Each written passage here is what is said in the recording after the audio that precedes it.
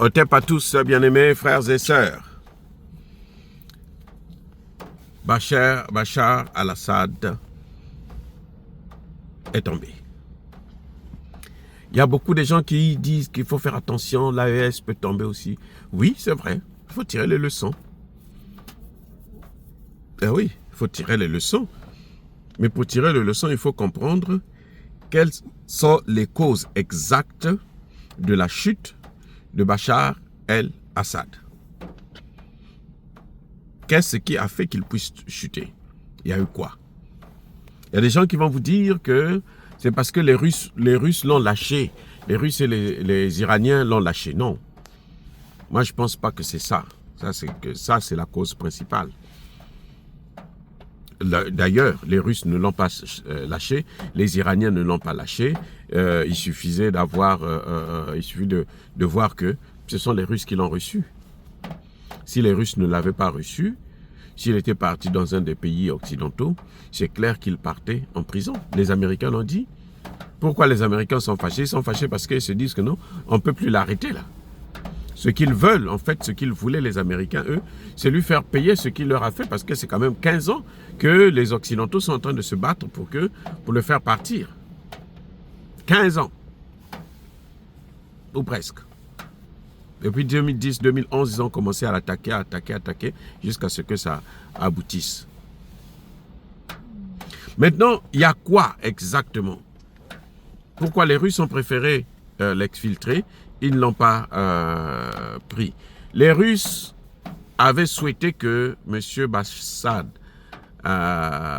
al-Assad puisse réformer son armée.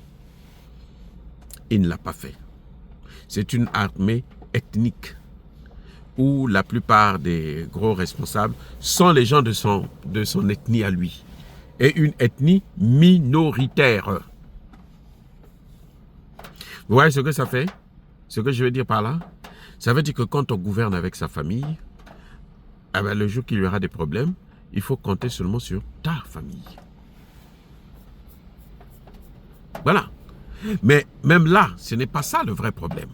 Il y a des gens qui vont vous dire que la durée, il a trop duré au pouvoir avec sa famille, 54 ans, son père a passé 30 ans, lui 24 ans, c'est trop. Oui, c'est beaucoup, c'est même trop peut-être. Mais ce n'est pas le problème fondamental. La durée n'est pas un problème. La durée au pouvoir n'est pas un problème. Ce qui est un problème, c'est qu'est-ce qu'on en fait de ce pouvoir que nous avons reçu. Nous avons le pouvoir pendant longtemps, mais qu'est-ce qu'on fait avec ça? Est-ce qu'on a le pouvoir seulement pour sauter les femmes, pour s'enrichir, acheter des grosses villas par-ci, par-là? Est-ce que? Non, les gars. Si c'est ça, eh bien, la durée pose un problème. Parce que les gens en ont marre, ils veulent changer. Mais si tu fais comme Kadhafi faisait, par exemple, Kadhafi a géré, mais la durée n'était pas un problème pour Kadhafi. Parce qu'il servait les intérêts de la population. Maintenant d'ailleurs qu'il est mort, on voit que les Libyens sont devenus très malheureux.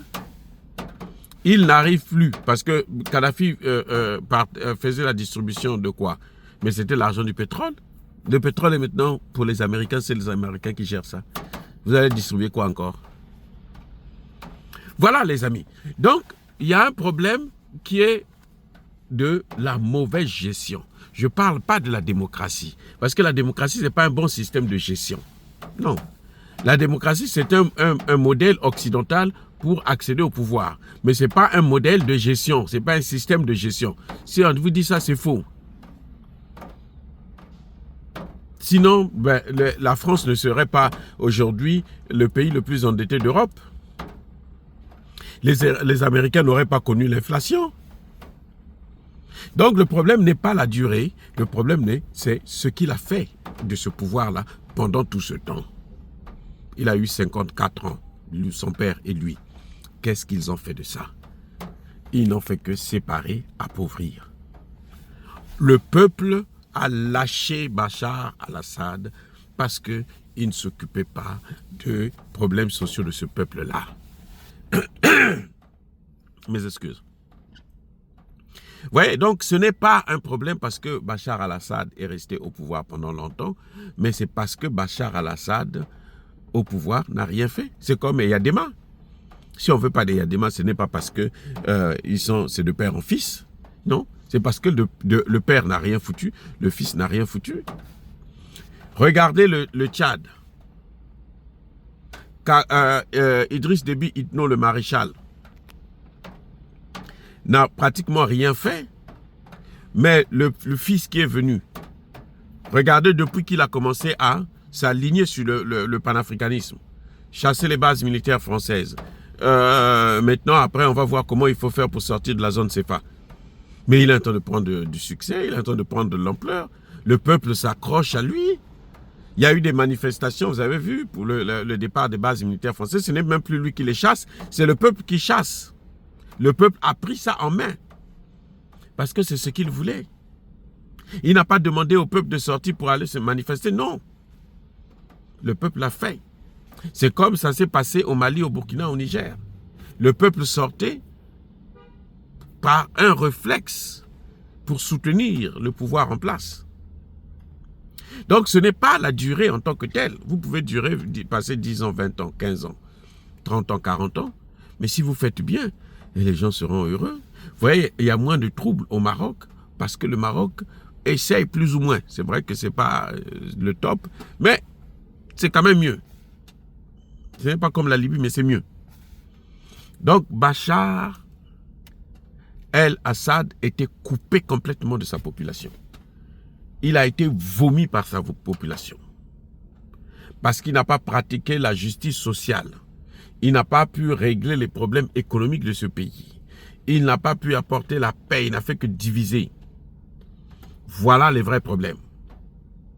C'est ça qu'il faut retenir comme leçon, dire à vos dirigeants, les présidents africains notamment, parce que c'est ça qui nous intéresse le plus, que lorsque vous gérez avec vos familles, là, avec vos incompétents, vos enfants qui ne valent absolument rien, zéro, eh bien ce qui vous arrivera, c'est ce qu'on est en train de voir avec Bachar. Son père est déjà mort, mais aujourd'hui on est en train de détruire même les statuettes que son père avait laissées. Alors que s'il avait géré très bien, eh bien, et puis il avait fait sa transition normalement, à un moment donné, quand il veut partir, ben, il n'y aurait pas de problème. Parce que quand tu gères mal, ce qui est bizarre, c'est que les gens en question qui gèrent très mal, ils ne veulent jamais partir aussi du pouvoir. Ils veulent continuer à gérer, à mal gérer et à appauvrir encore plus la population. Et c'est ça qui frustre les gens. Donc Bachar, son premier problème, c'était avec sa propre population. Parce qu'il avait été vomi par la population. Le deuxième problème, c'est que même dans cette armée, c'était une armée ethnique. C'était sa famille qui gouvernait. Et cette armée-là n'a pas pu. Les autres se sont dit non, nous on ne peut pas. D'ailleurs, ils sont mal payés. Ils sont pratiquement impayés. Vous savez, chez nous, en général, les dirigeants, là, ils s'arrangent toujours à payer les militaires.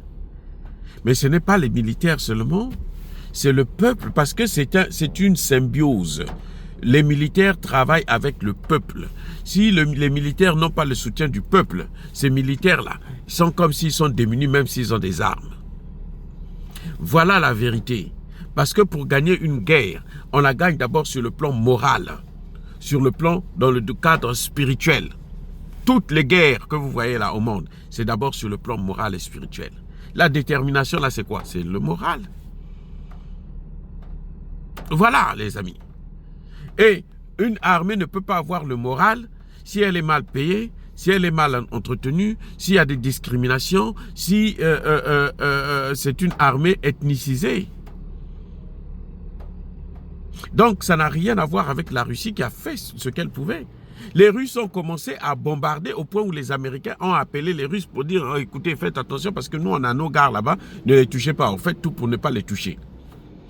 Nous, on est là pour voler notre pétrole. Donc, vous voulez sauver ce type-là. Nous, on est là pour voler notre pétrole. Donc, laissez-nous tranquilles. » Et les militaires ont dit « Non, nous, on ne veut pas mourir pour sauver ce type-là. Laissez-le maintenant. » Vous avez vu que l'armée, tous les militaires là, la seule personne qui est sortie, c'est presque seulement Bachar al-Assad et sa famille. Et puis quelques militaires au gradé qui appartenaient à son clan. Mais sinon, le reste, là, ils sont restés là sur place. Ils les ont attendus, donc ils sont en train de gouverner avec les autres. Je ne dis pas que ceux qui sont venus là, ils sont bons. Hein? Non. Là, les problèmes ne font que commencer. Et ça va aller en s'aggravant. Ça ne sera pas du gâteau, les gars. Les Américains ont commencé à bombarder. Israël a commencé à bombarder. Israël veut une partie de ce territoire-là syrien. Ce sont des spécialistes de l'occupation. Donc, ils veulent l'occuper aussi. Donc, vous voyez, les amis, les Russes n'ont pas lâché Bachar. Bachar a un problème interne que les Russes ne peuvent pas gérer. Je reprends. Bachar a eu un problème interne qui ne regarde pas les Russes, que les Russes ne peuvent pas gérer. C'est dommage, ce serait mieux pour les Russes d'avoir du succès là aussi. Les Russes ont prouvé ça. Mais ils ont fait ce qu'ils pouvaient. Et Bachar a été lâché par non seulement son peuple et son armée. Et la Russie n'a pas le droit de venir se mettre en porte-à-faux contre un peuple qui ne veut plus un dirigeant. Que les dirigeants africains sachent, ce n'est pas parce que vous allez vers la Russie, parce que les Russes auront des bases militaires chez vous, que vous n'allez pas travailler correctement pour votre peuple et puis les Russes vont vous sauver. Non, c'est faux. Ça contredit la thèse des Américains, des Européens qui pensent que la Russie est là pour protéger les pouvoirs. Non, la Russie n'est pas là pour protéger le pouvoir. Voici un exemple clair et net. La Russie protège des populations. Elle assiste des populations. Elle assiste un pouvoir qui est en symbiose avec sa population. Sans cela, la Russie ne peut pas être efficace. Dire cela, c'est inciter à la haine ou à la violence. Non, il n'y a pas colère, il y a malembe. Soyez bénis, soyez abondamment bénis par le Dieu des Kémites et par nos ancêtres angélisés, mais que tous ceux qui persécutent le continent africain le pillent et le déstabilisent, qu'ils soient noirs, blancs, chinois, arabes, juifs, indiens, qu'ils soient maudits, punis, foudroyés, neutralisés, écrasés, effacés par le Dieu des Kémites et par nos ancêtres angélisés. Vive l'Afrique éternelle, j'ai dit et j'assume.